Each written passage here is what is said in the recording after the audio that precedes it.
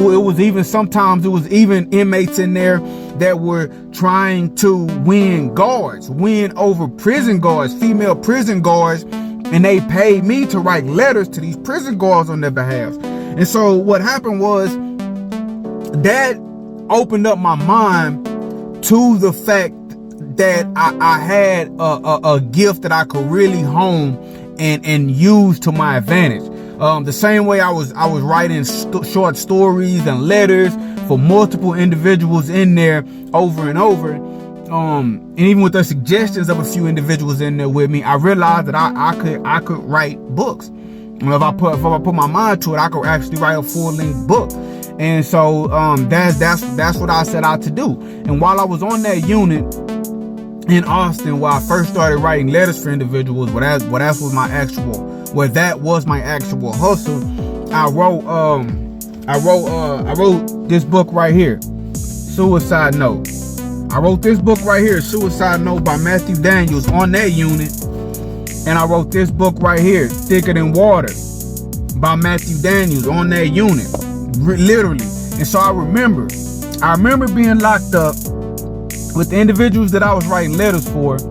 And I remember when I wrote this book, and what I did, as I wrote each chapter, I passed it around and I let individuals read it so I could get their feedback on how the story was flowing, to see if they liked it or not. And everybody was telling me how good it was, how good it was, how good it was. And I remember telling them brothers, I was like, watch, mark my words, man, mark my words. When I get out, I don't care how long it takes, I'm going to get this published. I don't care what I have to do. I don't care what hurdles I have to jump over. I don't care what obstacles I have to overcome. I don't care what I have to face. I don't care what I have to endure. I don't care how hard I gotta fight. I don't care how hard I gotta push.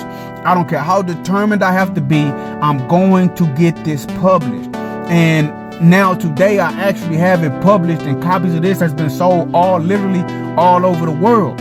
Which is, man, it's a totally humbling thing that a man can go to prison, right? A man can go to prison, and then just to try to,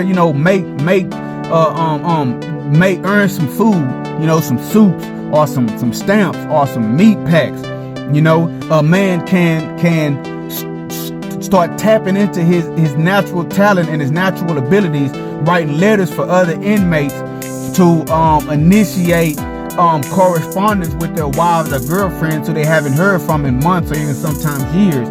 And then from that, really realize the potential that's within yourself, that I realized the potential that was within myself, and to take that and actually write a story behind bars, handwritten on paper, pencil and paper, to actually write that out in prison, in one of the darkest moments of my life, where I really seen no light. But to be able to, in my mind, see this day, years ago when I wrote this book, and to hold on to that dream year after year after year after year after year, hold on to that dream when in our reality it seemed impossible, right? It seemed impossible to convert what I created in prison and make it a published book reality in out here in the free world, but I held on to it, and I never gave up on that dream. I never gave up on that ambition. I didn't care if anybody believed me. I didn't care if anybody thought it was possible. I didn't care if anybody didn't like my book. I don't care if I just didn't care about anything but what I saw. Because when I wrote it, I saw it as a published work, and I knew if I held on to that dream long enough, and if I fought hard enough, and if I pushed hard enough, I could make it a reality.